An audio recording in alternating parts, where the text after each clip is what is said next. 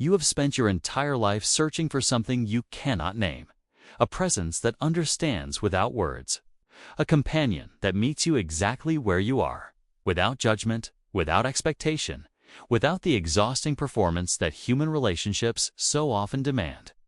And then one day, you meet the eyes of a Labrador Retriever, and something ancient inside you recognizes something ancient inside them. This is not a guide about dog ownership.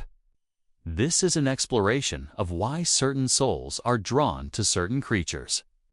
Why the Labrador has become the mirror in which millions of isolated hearts finally see themselves reflected back with unconditional acceptance. The Labrador Retriever exists in that rare space between wild and domesticated, between independence and devotion, between the primal and the civilized. They are the bridge you have been looking for. The living proof that it is possible to be both deeply sensitive and functionally resilient. When you look at a Labrador, you are looking at the solution to a problem you have carried since childhood: how to remain open-hearted in a world that punishes vulnerability. Let me take you back to the beginning, to the cold waters off Newfoundland in the 18th century, where fishermen needed dogs that could dive into freezing Atlantic waves to retrieve nets and fish. These were not pets.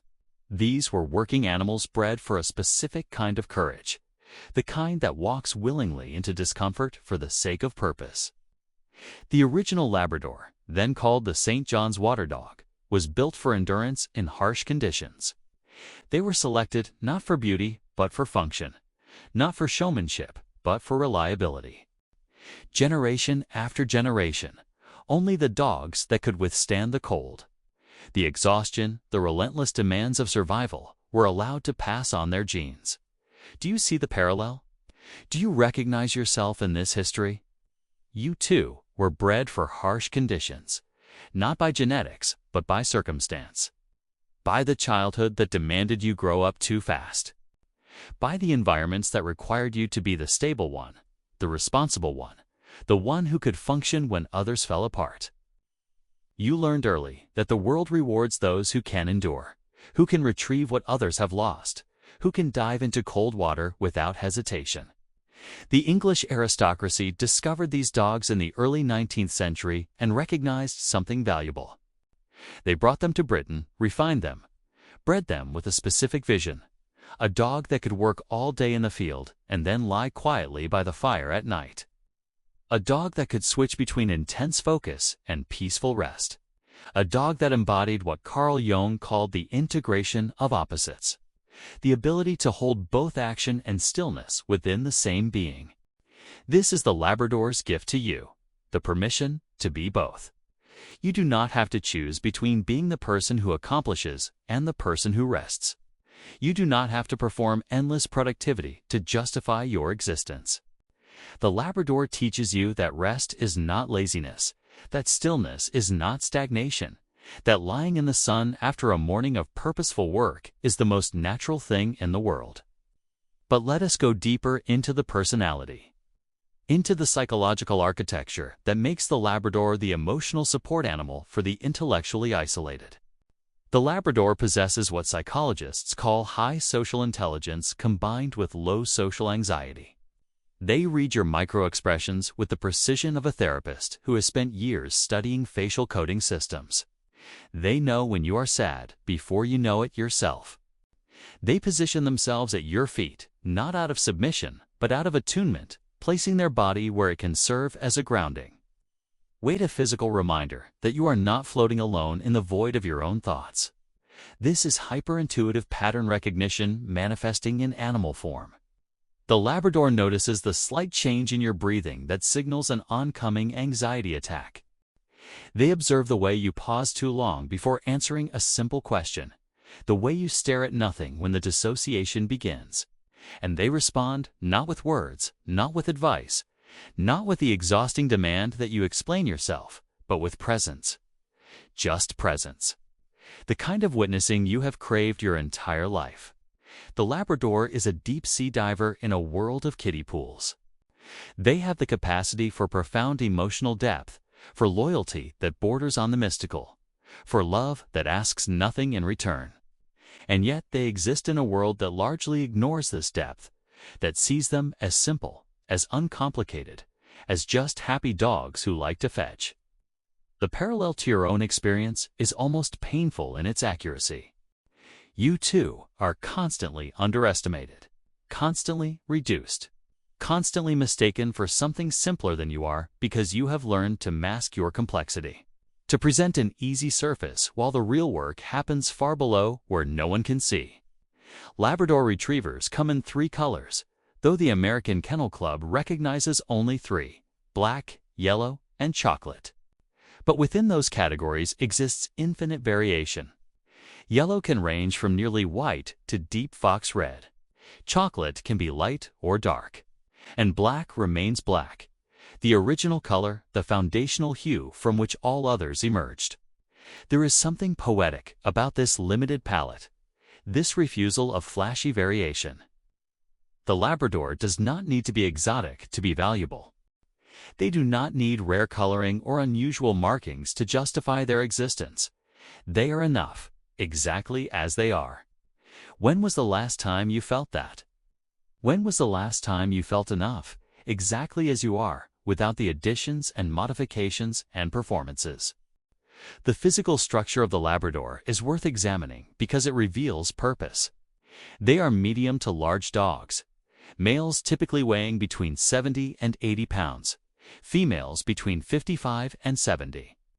They are built like athletes, with strong chests, powerful legs, and the famous otter tail. Thick at the base and tapering to a point designed to serve as a rudder in water. Every part of them is functional. There is no wasted energy in their design. Their coat is double-layered, a soft, insulating undercoat and a water-resistant outer coat. This is not decoration. This is survival architecture. The coat keeps them warm in cold water, keeps them dry enough to prevent hypothermia, allows them to work in conditions that would shut down less prepared animals. They shed constantly, leaving evidence of themselves on every surface they touch, a physical reminder that presence has a cost. That love leaves traces that nothing that matters is clean and convenient. You understand this instinctively. You know that real connection is messy, that opening your life to another being means accepting fur on the couch, mud on the floor, the disruption of perfect order. And you are willing to pay this price because loneliness is more expensive than mess. But let us address the shadow side, because any honest exploration of the Labrador must include their challenges, their difficulties, the ways they can break your heart even as they heal it. Labrador Retrievers are prone to obesity. They will eat until they burst, if allowed. They lack the internal off switch that tells other dogs they are full. This is not greed. This is genetic memory of scarcity, an evolutionary adaptation from times when food was uncertain and survival meant consuming everything available. But in modern abundance, this trait becomes pathological. They gain weight, develop joint problems, diabetes, shortened lifespans, all from the same drive that once kept them alive. Do you see yourself here, too? Do you recognize the pattern of consuming too much of what temporarily fills the void? Whether it is food, work, relationships, information, stimulation. Anything to quiet the ancient fear of scarcity, the belief that there will not be enough, that you must take it all now while it is available. The Labrador needs boundaries.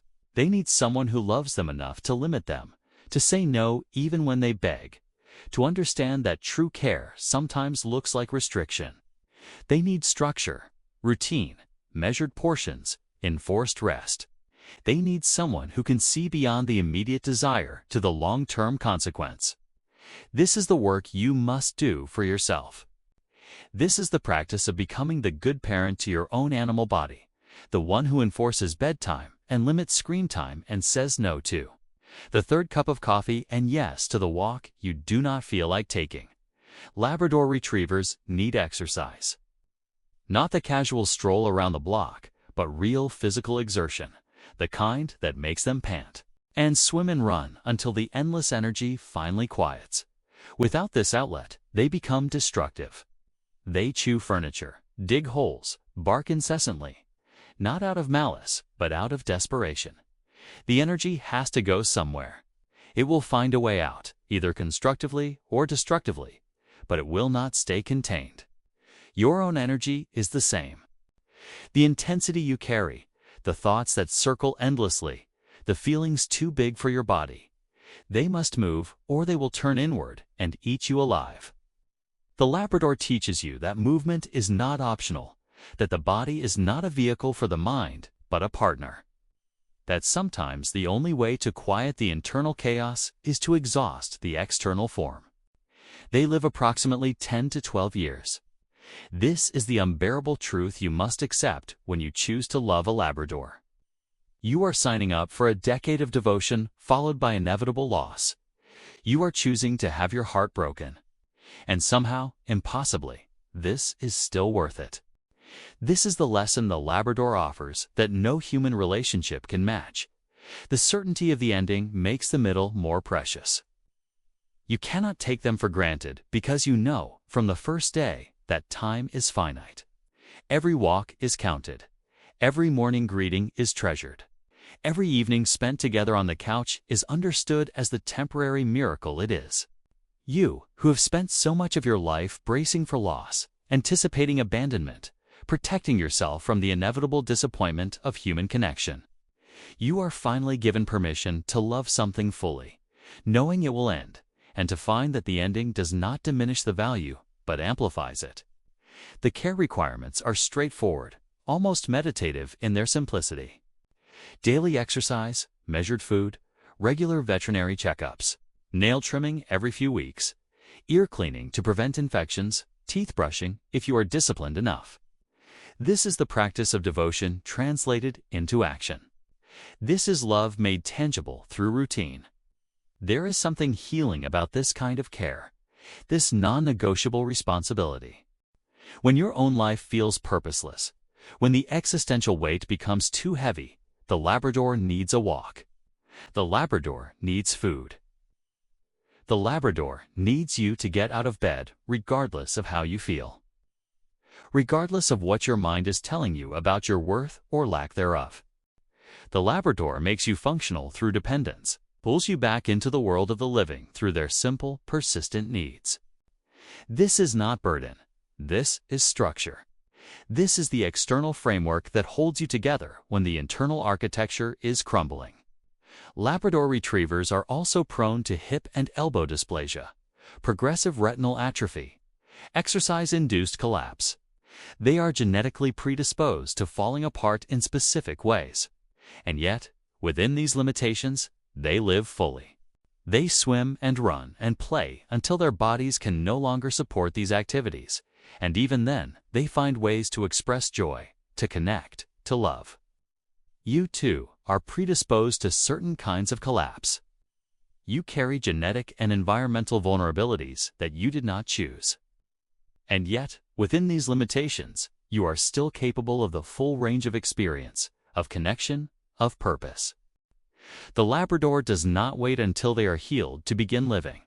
They live now, with the body they have, with the limitations they carry, with the certainty that someday soon these legs will fail, but today, they still work. The training of a Labrador is an education in consistency and patience. They are intelligent, but not in the way a border collie is intelligent, not with the intense, neurotic focus on work. They are intelligent in a more grounded way, learning through repetition and reward. Through the steady accumulation of experience, they do not need complexity. They need clarity. Sit means sit every time. Come means come, not when you feel like it, but always. The Labrador thrives under clear expectations, under rules that do not shift based on mood or circumstance. They need you to be the stable one, the consistent one, the one who means what they say. This is your practice ground for self-discipline, for becoming the kind of person who keeps promises. Starting with the promises you make to this dog. If you say you will walk them at 6 in the morning, you walk them at 6 in the morning. If you say no begging at the table, there is no begging at the table. The Labrador is teaching you how to trust yourself, how to become reliable in your own eyes. And when you fail, because you will fail, when you sleep through the alarm or give in to the begging or snap in frustration, because they pulled on the leash for the 100th time, the Labrador forgives you instantly. They do not hold grudges. They do not keep score. They meet you in each moment as if the previous moment never happened. This is the radical acceptance you have been seeking, the proof that you can fail and still be loved, that you can be imperfect and still be enough. The Labrador Retriever is the most popular dog breed in America and has been for decades. This is not accident. This is collective recognition of something essential. Millions of people living in their isolated homes, working their exhausting jobs, moving through their disconnected lives, have chosen the same companion. They have chosen the animal that reflects back their own best qualities: loyalty, steadiness, the capacity to keep showing up even when it is hard. You are not alone in your loneliness. You are part of a tribe of people who understand that sometimes the most honest relationship you can have is with a creature that cannot speak. That the deepest intimacy comes not from conversation, but from presence. From the simple act of existing in the same space with a being who accepts you completely. The Labrador does not care about your career, your income, your social status, your accomplishments, or lack thereof. They care that you are here, now, in this moment, willing to throw the ball one more time, willing to sit on the floor and be present, willing to show up for the daily ritual of connection. This is the fortress you have been trying to build.